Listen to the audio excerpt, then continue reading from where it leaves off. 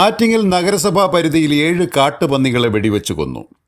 നഗരസഭാ പരിധിയിൽ കാട്ടുപന്നി ശല്യം രൂക്ഷമായ പ്രദേശങ്ങൾ കേന്ദ്രീകരിച്ച് ബുധനാഴ്ച രാത്രി നഗരസഭ ആരോഗ്യ വിഭാഗവും വനം വകുപ്പിലെ അംഗീകൃത ഷൂട്ടർമാരും ചേർന്ന് നടത്തിയ പരിശോധനയിലാണ് 7 കാട്ടുപന്നികളെ വെടിവെച്ചു കൊന്നത്.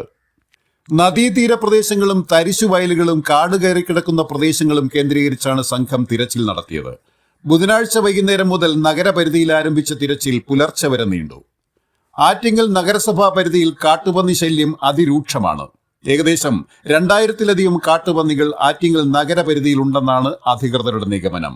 കൂടാതെ കുരങ്ങ്, മുള്ളംപന്നി, മയിൽ തുടങ്ങിയവയുടെ ശല്യവും കൂടി വർദ്ധിച്ചതോടെ കൃഷിക്കാർ ഭൂരിഭാഗവും കൃഷി അവസാനിപ്പിച്ച നിലയിലാണ്. ഇപ്പോൾ ഈ കൃഷിക്കാർക്ക് ശല്യമായിട്ട് വന്നിരിക്കുന്ന ഈ കാട്ടുപന്നി ശല്യം വളരെ രൂക്ഷമാണ്. അത് കൂടാതെ മുള്ളം പന്നിയുണ്ട്, മയിലുണ്ട്, പിന്നെ കുരങ്ങുകളുടെ ശല്യമുണ്ട്. അപ്പോൾ ഇതൊക്കെ ഒരു വലിയ ഒരു ശല്യമായിട്ട് വന്നിരിക്കുകയാണ്. ഇപ്പോൾ അതൊക്കെ വന്ന് കൃഷി വളരെയധികം നശിപ്പിച്ചങ്ങ് കളയാണ്. കൃഷിക്കാരൻ വളരെ ലോണൊക്കെ എടുത്ത് കഷ്ടപ്പെട്ടായിരിക്കും ഏതെങ്കിലുമൊക്കെ ഒരു കൃഷി ചെയ്തു വരുന്നത്.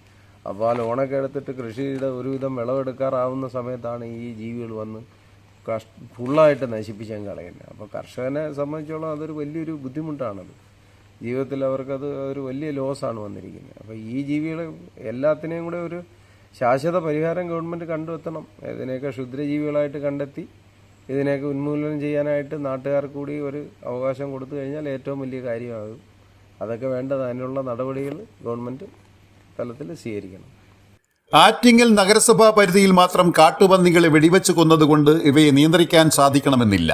സമീപ പഞ്ചായത്തുകൾ കൂടി ഇത്തരത്തിലുള്ള പദ്ധതികൾ ഏറ്റെടുത്ത് ചെയ്താൽ മാത്രമേ ഇവയെ ഒരു പരിധിവരെ നിയന്ത്രിക്കാൻ കഴിയുകയുള്ളൂ എന്നും നഗരസഭാ അധികൃതർ വ്യക്തമാക്കി. നിരവധി തവണയായി കേരള സർക്കാർ ജനങ്ങളുടെ ജീവനും സ്വത്തിനും സംരക്ഷണം ഉറപ്പാക്കുന്നതിന് വേണ്ടി ഒരു നിശ്ചിത കാലത്തേക്ക് മാത്രം കാട്ടുപന്നികളെ ക്ഷുദ്രജീവിയായി പ്രഖ്യാപിക്കണമെന്ന് കേന്ദ്രത്തോട് ആവശ്യപ്പെട്ടിരുന്നു. എന്നാൽ കാട്ടുപന്നികൾ ആവാസ വ്യവസ്ഥയിലെ അവിഭാജ്യ ഘടകമാണെന്നും അതിനാൽ ക്ഷുദ്രജീവിയായി പ്രഖ്യാപിക്കാൻ കഴിയില്ലെന്നും രേഖപ്പെടുത്തി കേരളത്തിന്റെ അപേക്ഷ കേന്ദ്ര സർക്കാർ നിരസിച്ചിരുന്നു. കാട്ടുപന്നികൾ കടുവകൾക്കും പുലികൾക്കുമുള്ള ഇരകളാണെന്നും അവയെ നശിപ്പിച്ചാൽ ആവാസ വ്യവസ്ഥയുടെ സന്തുലിതാവസ്ഥയെ ബാധിക്കുമെന്നും കേന്ദ്ര വനം പരിസ്ഥിതി വകുപ്പ് മന്ത്രി സംസ്ഥാനത്തെ കത്തിലൂടെ അറിയിച്ചിരുന്നു.